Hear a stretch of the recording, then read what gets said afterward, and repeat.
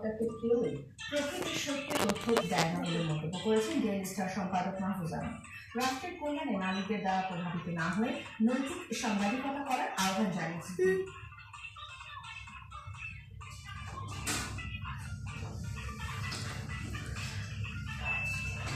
ঢাকা বিশ্ববিদ্যালয়ের অধ্যাপক সিতারা পারভীন পুরস্কার প্রদান অনুষ্ঠানে এসব কথা বলেন।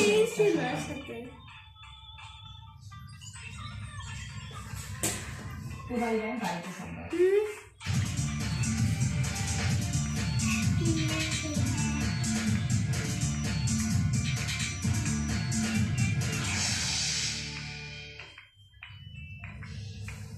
হোটেল সিরাজে অনুষ্ঠিত হলো মেটাল এগ্রিটেক লিমিটেডের annual meet 2026। Metal agritech limited কৃষি যন্ত্রপাতি শিল্পের পথিকৃত প্রতিষ্ঠান যা দীর্ঘদিন ধরে দেশে কৃষি খাতের আধুনিকীকরণে অবদান রেখে চলেছে। দেশের কৃষকদের জন্য বিভিন্ন কৃষি যন্ত্রপাতি সরবরাহ করে তাদের জীবনমান উন্নয়নে গুরুত্বপূর্ণ ভূমিকা পালন করছে প্রতিষ্ঠানটি। অনুষ্ঠানে মেটাল এগ্রিটেক লিমিটেডের ব্যবস্থাপনা পরিচালক ইঞ্জিনিয়ার সাইদ জামিল সহ অন্যান্য কর্মকর্তারা উপস্থিত ছিলেন। আবারও বিরতি নিচ্ছি,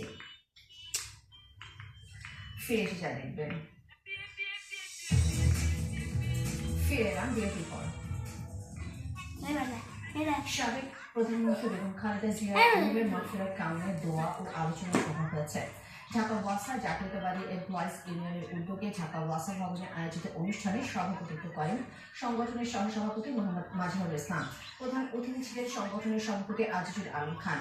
প্রধান বক্তা ছিলেন সংগঠনের সাধারণ সম্পাদক মনির হোসেন পাটোয়ারি।